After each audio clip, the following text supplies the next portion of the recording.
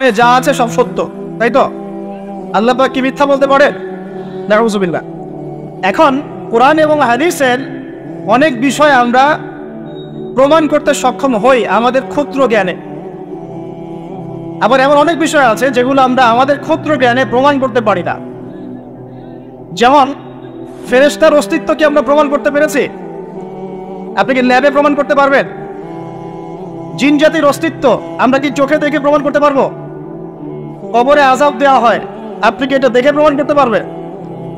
রূহ বা আত্মা বলে কিছু আছে আমাদের দেহের মধ্যে, এটা কি আপনি প্রমাণ করতে পেরেছেন? অনেক সময় মুমিন ব্যক্তি স্বপ্ন দেখে এবং স্বপ্নগুলো সত্য হয়, হয় কি না? এবং হাদিসে এসেছে শেষ জামানায় মুমিন ব্যক্তির স্বপ্ন কিন্তু সত্য হবে বেশি বেশি। তো এখন এই যে এমন কিছু বিষয় যেগুলো আমরা বাহ্যিক জ্ঞান দিয়ে প্রমাণ করতে পারছি না, কিন্তু আল্লাহ রাব্বুল আলামিন বলেছেন এগুলো সত্য। আমরা চোখ বন্ধ করে বিশ্বাস করি কিনা? বিশ্বাস করেন কিনা? জান্নাত দেখেছেন? জাহান্নাম দেখেছেন? না দেখে বিশ্বাস করি কিনা? ইমানের কয়টা পিলার বলেন তো দেখে ভাই? কয়টা? ছয়টা। কয়টা?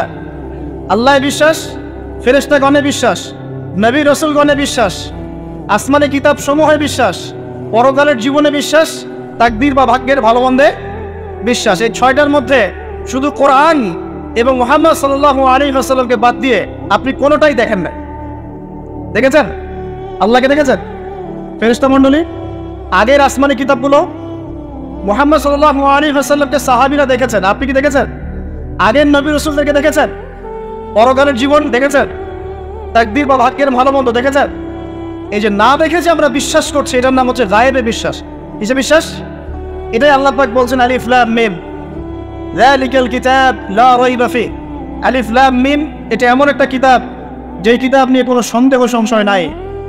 হুদাল লিল মুত্তাকিন, এই কিতাব মুত্তাকিদেরকে পথ দেখাবে। কারা মুত্তাকি? আল্লাযীনা ইউমিনুনা বিল গায়বি, যারা এই অদৃশ্যে বিশ্বাস করে। বলেন সুবহান। আল্লাহ পাকের আদেশ পালন করার নিমিত্তে, তার ইবাদত করার নিমিত্তে আমরা আল্লাহ পাকের এই আদেশগুলোকে না দেখে বিশ্বাস করি। এখন কিছু মানুষ বলতে পারে তাহলে এগুলোর বৈজ্ঞানিক ব্যাখ্যা কি? উত্তর হচ্ছে এই যে কোরআন এবং হাদিসের সবকিছুকে বৈজ্ঞানিক ব্যাখ্যার মানদণ্ডে উত্তীর্ণ হয়ে আসতে হবে জরুরি না এটা। কারণ বিজ্ঞানের অনুসিদ্ধান্তগুলো সময়ে সময়ে বদলে যায়। আল্লাহ রাব্বুল আলামিনের বিধান কখনো বদলাবে না ইনশাআল্লাহ। কথা কি বুঝতে পারছেন? আর আল্লাহ রাব্বুল আলামিন আমাদেরকে অসীম জ্ঞান দিয়ে সৃষ্টি করেন নাই, ক্ষুদ্র জ্ঞান দিয়ে সৃষ্টি করেছে। আমরা আমাদের ক্ষুদ্র জ্ঞানে এতটুকু প্রমাণ করতে পারবো না। ভালো করে বোঝেন, আমরা আমাদের ক্ষুদ্র জ্ঞানে এতটুকু প্রমাণ করতে পারবো না যে আগামীকাল আপনার সাথে কি ঘটবে। বলতে পারবেন? কেউ পারবে? তো যে মানুষ তার সাথে আগামীকাল কি ঘটবে সেটাই বলতে পারছে না, সেই মানুষ কি আল্লাহ রাব্বুল আলামিনের এই মহাবিশ্বের অসীম জ্ঞানের অতল তলে ডুব দিতে পারবে? আমি বলছিলাম ইমানের 6 পিলার কি আপনি চোখে দেখেছেন? তারপরে বিশ্বাস করি কিনা ভাই? আচ্ছা, এখন আমরা এই জায়গায় ছিলাম যে আল্লাহ পাকের জ্ঞানটা অসীম। আল্লাহ পাকের জ্ঞান কি ভাই? আমি অসীমের একটা উদাহরণ দিয়ে বোঝাচ্ছি। মনে করেন এখানে আমরা যারা উপস্থিত আছি আমরা সবাই জান্নাতে চলে গেলাম, মনে করেন, আল্লাহ কবুল করুন। আর জান্নাতে যাওয়ার পরে কি সময় শেষ হয়ে যাবে? না, সময় আরো চলতে থাকবে। আচ্ছা, জান্নাতে যাওয়ার পরে 1 কোটি, 2 কোটি, 5 কোটি, 10 কোটি, 100 কোটি বছর পর এই জান্নাতীরা কি করবে, কি খাবে, কোথায় ঘুরবে, কোথায় ফিরবে, আল্লাহ রাব্বুল আলামিন এখনই সেটা জানেন। আলহামদুলিল্লাহ, বলেন আল্লাহু আকবার। আল্লাহকে চিনি একটু, আল্লাহ পাক এখনই সেটা জানেন, এই মুহূর্তে জানেন। যদি এখানে কোনো ভাই থাকেন, ফর এক্সাম্পল অমুক ভাইয়ের নাম আব্দুল্লাহ, এই ভাই মনে করেন জান্নাতে যাবেন ইনশাআল্লাহ, কথার কথা বলছে, কথার কথা। এখন তিনি জান্নাতে যাওয়ার 100 কোটি বছর পরে কোন হুরের সাথে কোথায় ঘুরে বেড়াবেন আল্লাহ পাক এখনই যা জানেন। আল্লাহ পাককে চিনতে শেখো।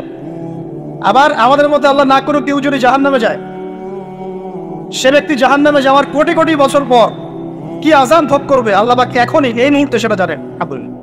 এবং আগেও জানতেন। আল্লাহ পাকের কোনো শুরু নাই, আল্লাহ পাকের কোনো শেষ নাই। আল্লাহ পাকের কোনো শুরু নাই, আল্লাহ পাকের কোনো শেষ নাই। এমন নয় যে আল্লাহ পাক আমাদেরকে সৃষ্টি করে সৃষ্টিকর্তা হয়েছেন, রিজিক দাতা হয়েছেন, পালন কর্তা হয়েছেন, এমন নয়। সৃষ্টি করার আগে থেকেই আল্লাহ পাক সৃষ্টিকর্তা, পালনকর্তা, রিজিক দাতা সবকিছুই ছিলেন। বলেন আল্লাহু আকবার।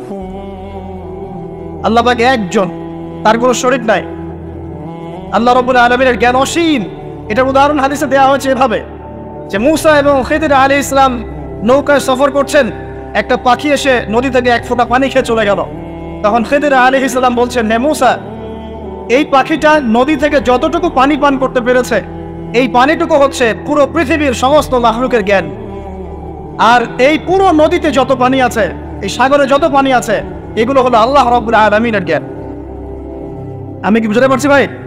এখন সেই আল্লাহ রাব্বুল আলামিন যখন কোনো বিষয়কে সত্য বলবেন, সেটা সত্য কিনা আল্লাহ আমাকে এখন বলছেন, আমি জিন আর মানব জাতিকে শুধু আমার ইবাদত করার জন্য সৃষ্টি করেছি। তার মানে জিন সত্য কিনা?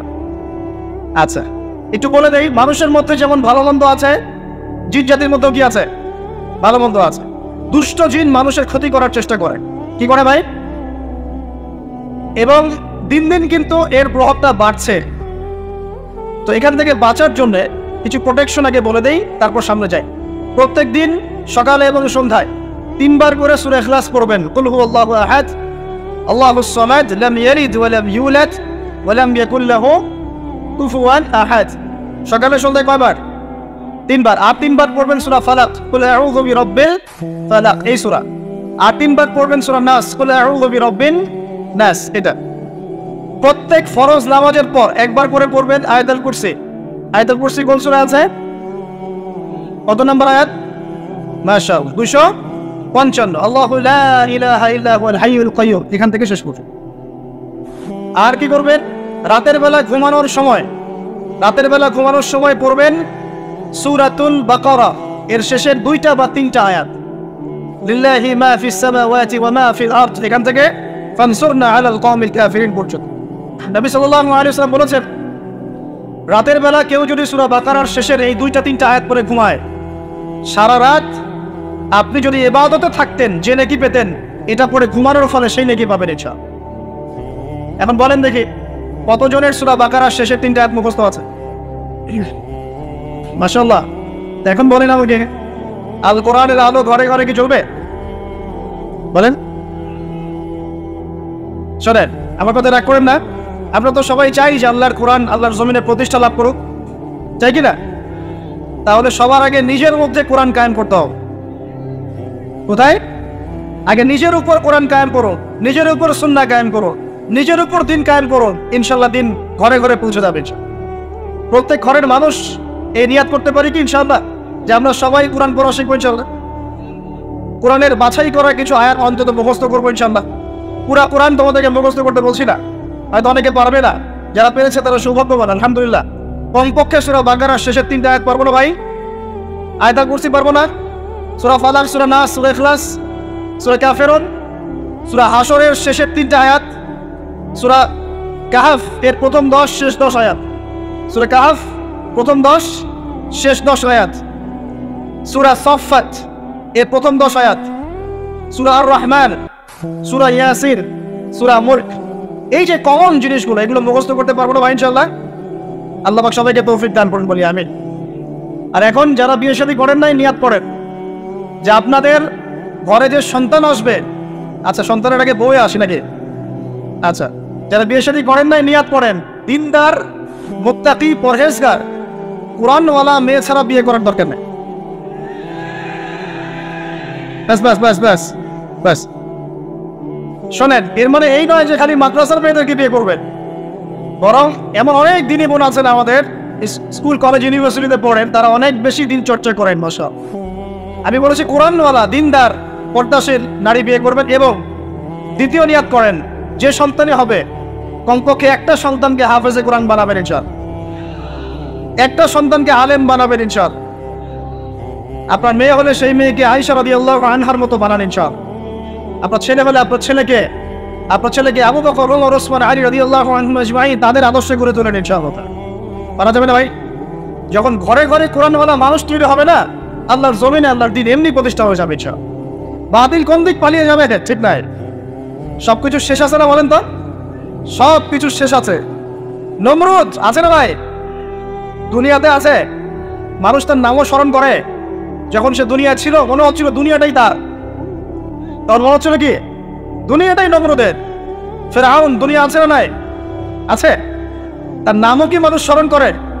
যখন ফেরাউনের রাজত্ব ছিল, যুগ ছিল, তখন মনে হতো যে পুরো দুনিয়াটাইও। কথা বুঝতে পারছেন না?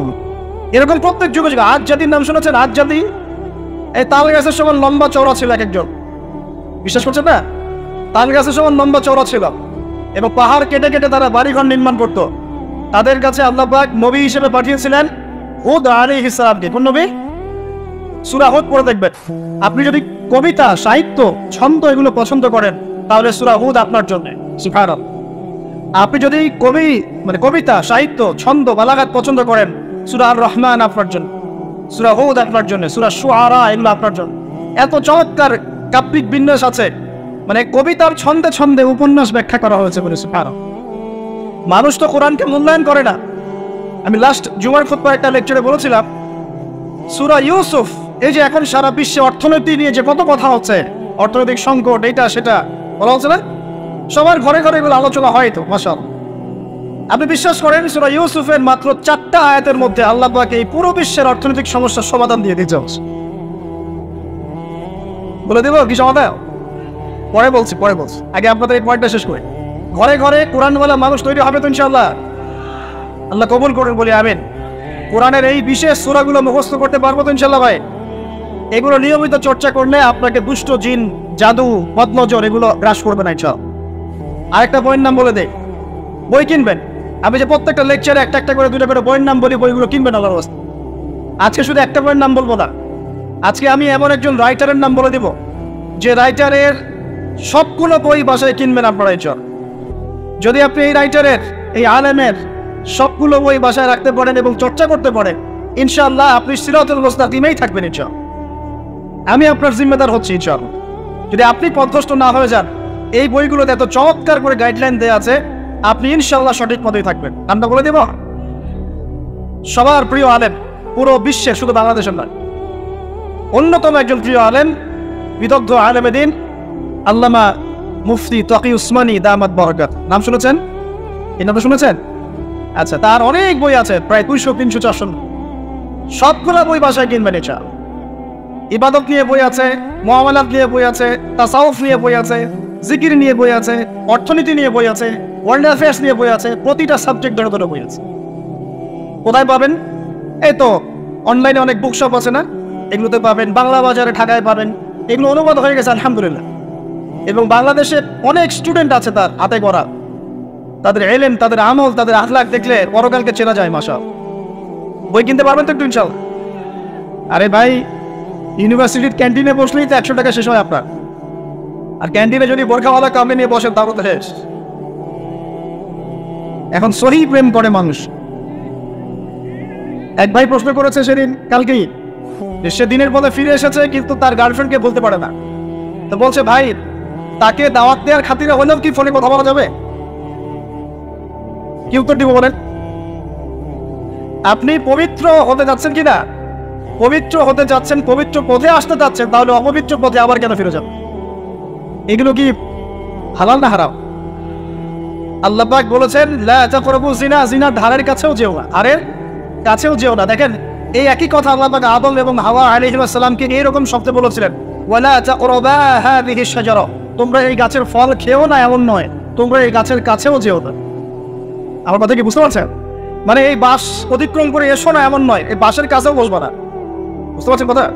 একইভাবে আল্লাহ বলছেন, ওয়ালা তাকরাবু জিনা, তোমরা জিনা করো না এমন নয়, জিনার কাছেও।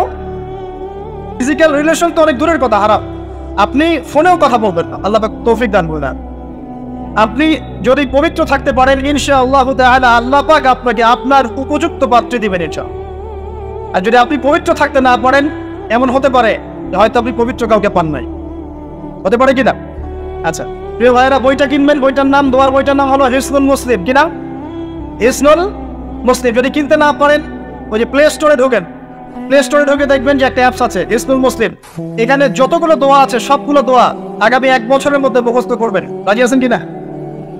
আর এখানে সকাল সন্ধ্যায় পড়ার জন্য কিছু দোয়া আছে, সকাল সন্ধ্যায় পড়ার। এই দোয়াগুলো আল্লাহর ওয়াস্তে মুখস্থ করবেন, পারবেন ইনশাআল্লাহ? আল্লাহ তৌফিক দান করুন, আমিন। আর একটা আমল বলে দিব, তারপর সামনে যাব। সেটা হলো 5 ওয়াক্ত নামাজ তো পড়েন মাশাআল্লাহ, নাকি?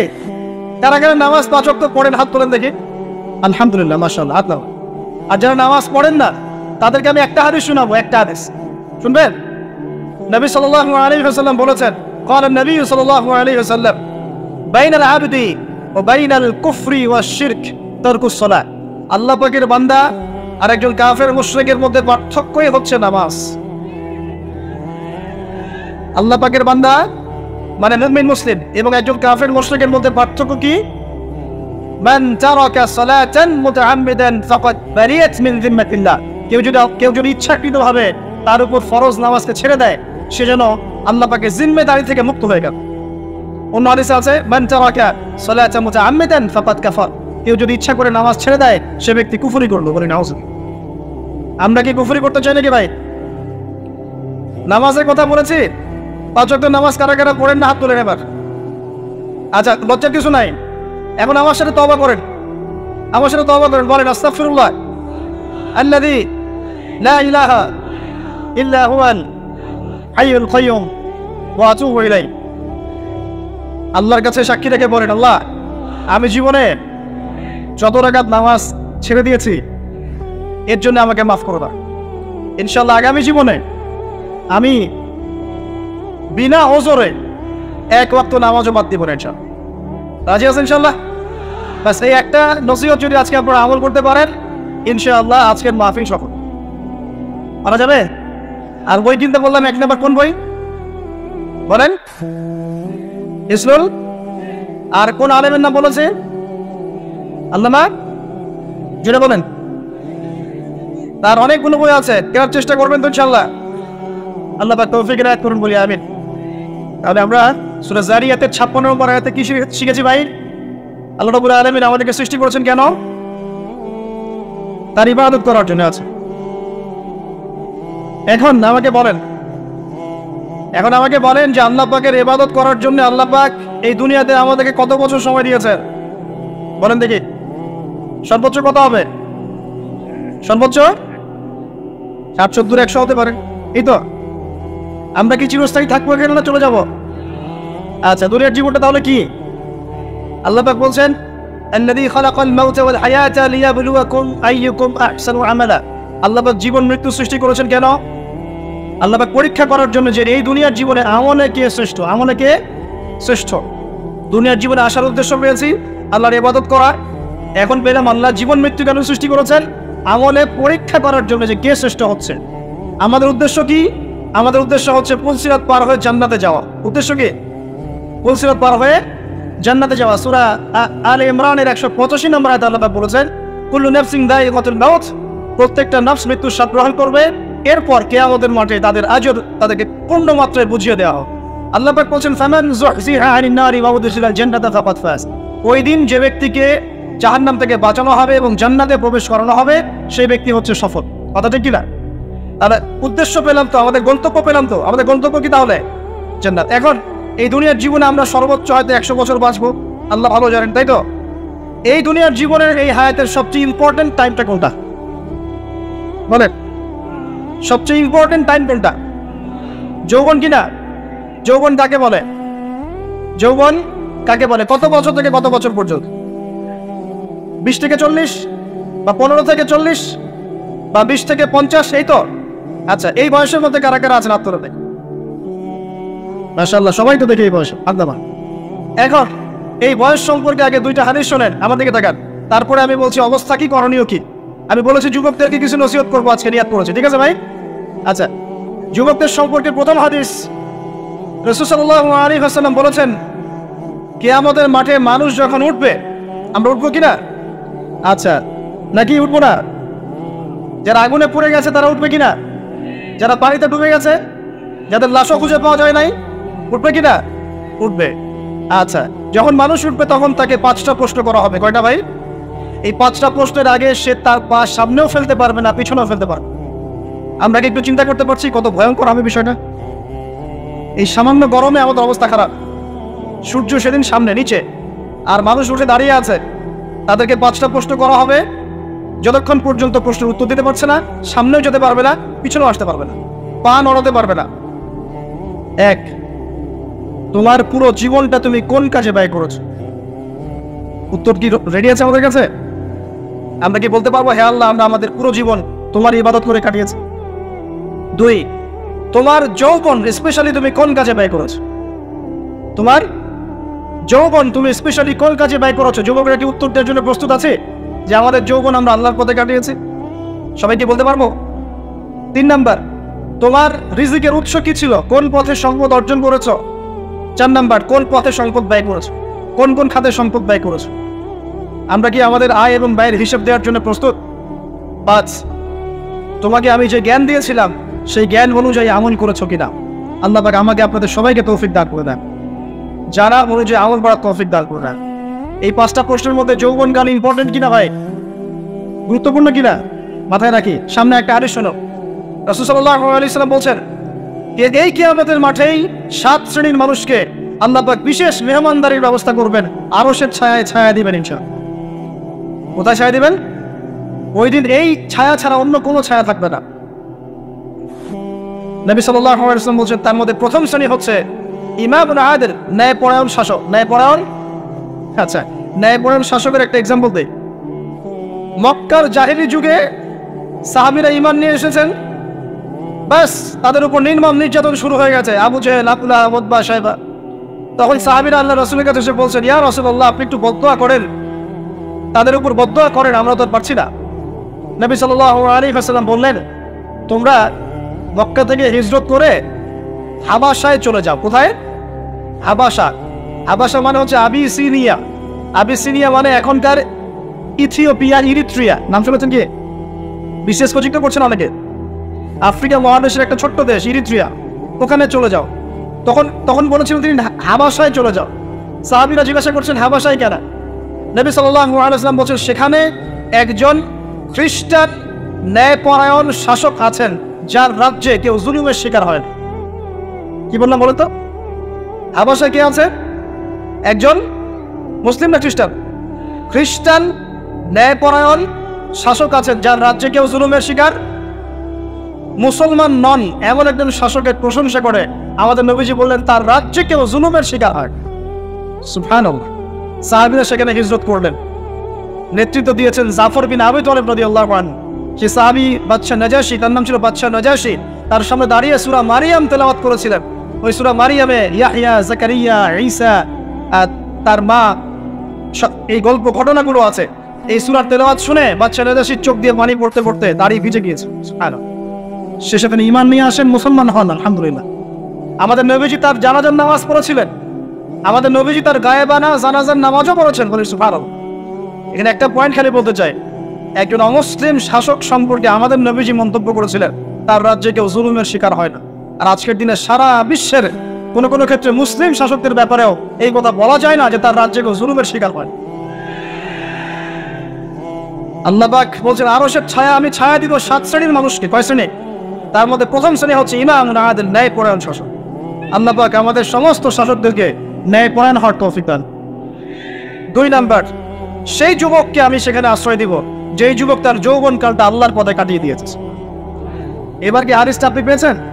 এর আগের হাদিস কি শুনলেন? পা নড়াতে পারবেন না যতক্ষণ পর্যন্ত এই প্রশ্নের উত্তর না দিচ্ছেন যৌবনকাল কোন পথে ব্যয় করেছেন। এখন যদি আল্লাহর পথে ব্যয় করেন তাহলে আরশের ছায়া ছায়া পাচ্ছেন, আলহামদুলিল্লাহ। বাকিগুলো কারাগার একটু বলে দেই। 3 নাম্বার হচ্ছে সেই ব্যক্তি যে একজন আরেকজনকে মহব্বত করে, এক ব্যক্তি আরেক ব্যক্তিকে মহব্বত করে শুধুমাত্র আল্লাহর সন্তুষ্টির জন্য। কথা কি বুঝতে পারছেন? এই মহব্বত আবার এই ছেলে মেয়ের ফ্রি মিক্সিং না। কথা বুঝতে পারেন? দিনের খাতিরে মহব্বত, আল্লাহর জন্য মহব্বত, আল্লাহর জন্য। 4 নম্বর, এমন ব্যক্তি যে এত গোপনে দান করে যে তার বাম হাত জানে না ডান হাত কি দান করেছে। আমরা তো এখন 1 টাকা দান করলে 100 টাকা ফুটাই। ফেসবুক আছে, মারাত্মক একটা জিনিস ফেসবুক, মানে এটা মানুষকে মানুষ রাখে নাই। যে ব্যক্তি ফেসবুকে আসক্ত তার সাথে কথাবার্তা বলা, লেনদেন, চলাফেরা খুব ডিফিকাল্ট। মানে কি বোঝেন আগে কথাটা? কেন ডিফিকাল্ট? কারণ সে এত বেশি আসক্ত এখানে যে পান থেকে চুন খসলে সে আপনাকে পাবলিকে ধরে রেখে দিবে। কিছু হইলে আপনাকে ফেসবুকে টেনে নিয়ে আসবে, ফেসবুকে সবাইকে বলবো উনি আমার সাথে এই কাজ করছেন। আপনি বড়টাই পাবেন না যে আপনি নির্দোষ। খুব মুশকিল না এগুলা? আল্লাহ মাফ করুক আমাদেরকে। এমন ভাবে দান করে যে বাম হাত জানে না ডান হাত কি দান করছে।